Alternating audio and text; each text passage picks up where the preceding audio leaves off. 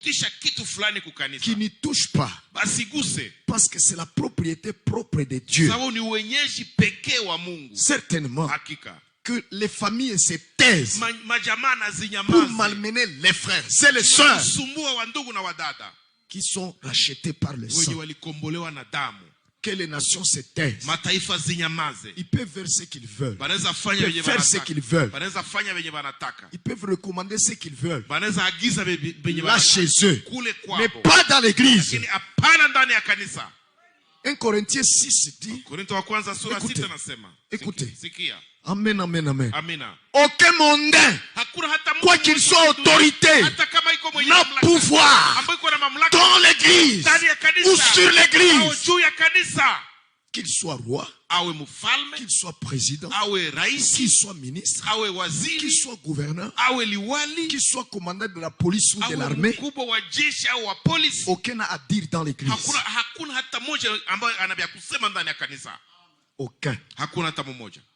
Que tous se taisent et laissent l'église. Ça ne leur appartient pas. Certainement. Est-ce que vous comprenez, frère?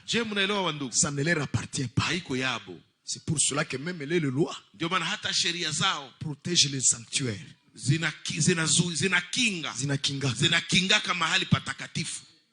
Les lois. Oh là là. Oh là là. Dieu est si simplement grand. Mungu iko mkubwa sana tu.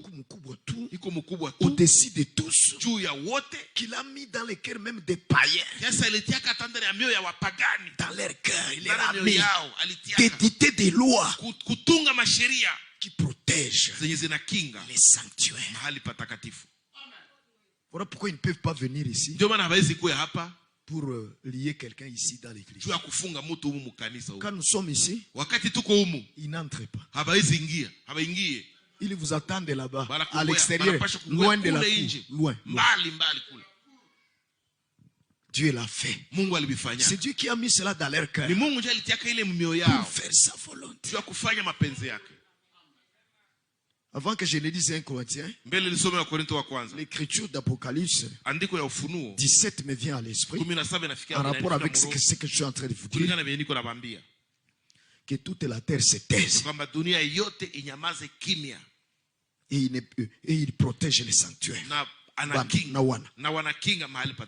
Dieu a mis dans leur cœur d'accomplir sa volonté. Ici dans Apocalypse 17, certainement mes frères, depuis le 12e verset, nous lisons ceci en rapport avec les 10 cornes. Oui, écoutez cela. Écoutez seulement la pensée qu'il y a là-bas. Comment Dieu les utilise pour accomplir sa volonté. Pour que sa parole soit accomplie. Écoutez. Et les 10 cornes que tu as vues sont 10 rois qui n'ont pas encore reçu le royaume, mais reçoivent pouvoir comme roi une heure avec la bête. Ceux-ci combattront. Qu'est-ce que j'ai fait? J'ai sauté. Ceux-ci ont une... Oui, verset 13. Ceux-ci ont une seule et même pensée. Et ils donnent leur puissance et leur pouvoir à la bête. Certainement. Et ici, il ajoute, disant, il dit verset 14. Ceux-ci combattront contre l'agneau. Et l'agneau les vaincra. Car il est Seigneur des seigneurs et roi des rois. Et ceux qui sont avec lui sont les appelés et les élus et les fidèles. Je saute au verset 16. Et nous lisons ceci. Et les 10 cornes que tu as vues et la bête, celles-ci haïront la prostituée et la rendront déserte et nue et mangeront sa chair, la brûleront au feu, donc la bombarder. Car Dieu a mis dans leur cœur d'exécuter sa pensée et de donner le royaume à la bête jusqu'à ce que les paroles de Dieu soient accomplies. na kumpa yule munyama ufalme wao hata maneno ya Mungu yatimizwe. Alléluia. Alléluia. Écoutez, tout ce qui se fait sur terre, yote vinafanyika kudunia, c'est selon que Dieu a planifié. Kulingana na gisi Mungu alivipangiliaka. Tel qu'il a planifié les choses. Gisi alipanga kabitu. Il y a des débordements. Kuko kuvuka mipaka. Il y a des dépravations. Kuko kuharibisha bitu. Kuharibika. Tout cela, ile yote Dieu a vu. Mungu alionaka. Il a écrit. Akaandika. Ou il a fait écrire. Au akaandikisha. Et bien aimé, na wapendo, vous êtes malheureux uko mwenye ole si vous êtes acteur de mauvaises choses. Kama uko dans les plans. Uko mmoja wa wale ambao wanafanya vitu vibaya ndani ya ile mpango. Dans les plans, ndani ya mpango, Dieu a vu qu'il y aurait des mauvaises choses. Mungu alionaka kwamba kutakuwa vitu vibaya. Alors vous êtes malheureux. Sasa uko mwenye ole si vous vous retrouvez kama unajikuta de ceux qui doivent exécuter ces mauvaises choses. Miongoni mwa wale watu ambao wanapasha timiza vile vitu vibaya. Mais vous êtes bien heureux. Lakini uko mwenye heri si vous êtes les vases kama uko chombo pour faire les choses bonnes. Je kufanya vitu vizuri. Les choses de la volonté parfaite de Dieu. Makamilifu ya Mungu. Là vous êtes bien heureux. Wale uko mwenye heri. Tous. Wote nous courons ici sur terre. Sote tunakimbia hapa kudunia. Et chacun court vers ce qu'il doit faire. Na kila mtu anakimbia Kenya anapaswa fanya. Vers ce qu'il doit être. Kukua Kenya anapaswa kuwa. Les 12 disciples. Wale wanafunzi le Seigneur les avait appelés. Bwana aliwaitaka. Et chacun marchait vers son œuvre. Na kila mtu alikuwa anaendea kazi yake.